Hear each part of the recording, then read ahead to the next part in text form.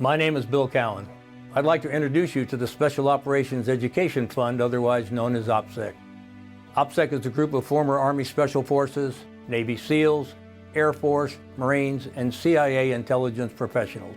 We don't come to you as Republicans or Democrats or with any party affiliation.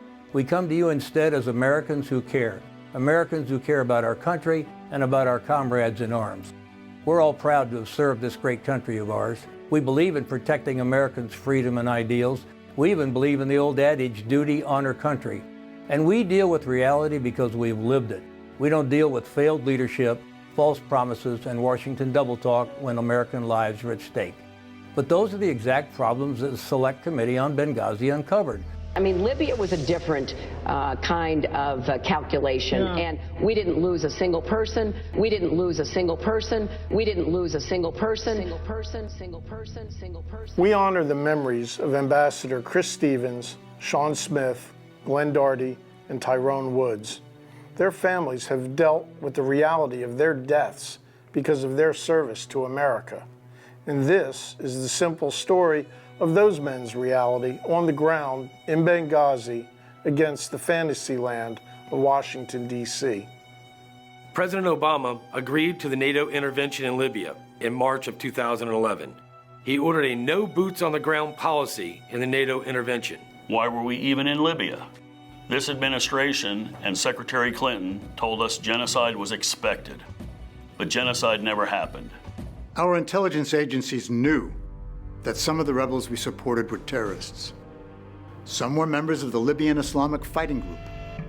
All of them were Al-Qaeda groups on the State Department terrorist list. One of the terrorist commanders was even a former inmate at Guantanamo Bay. Then on September 10th, 2012, the day before the Benghazi terrorist attacks, President Obama conferred with his cabinet to see what might be needed for the anniversary of 9/11. Hillary Clinton and Leon Panetta were present.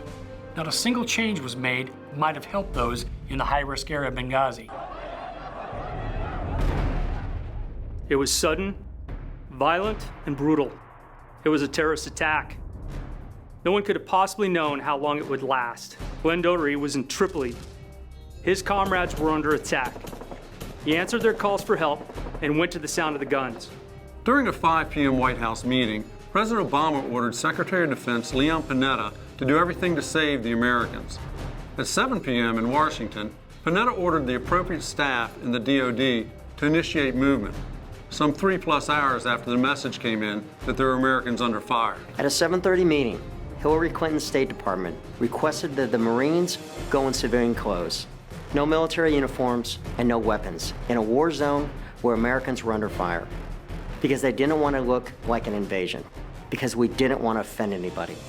Really? And even before the final American deaths occurred, Secretary Clinton sent out a statement blaming it on a spontaneous protest about a video, while privately telling others it was a terrorist attack. Most folks don't take mortars to a protest. In the end, not one U.S. military aircraft, not one soldier outside of Libya was sent to Benghazi, where a battle dragged on for hours. Washington never intended to send anybody to Benghazi. We don't give a damn about offending anybody when American lives are at stake. Americans don't leave a man behind. It's not who we are. It's not what we do. We all accept the hazards and risk involved defending this nation on foreign shores as the price paid keeping this country safe. Sometimes this means the ultimate sacrifice. Yet we don't want our teammates coming home in flag-draped coffins because of failed leadership, false realities, and Washington bureaucrats who don't have their policies or priorities straight. We want them coming home with honor to their families and a grateful nation that can say, thank you for your service.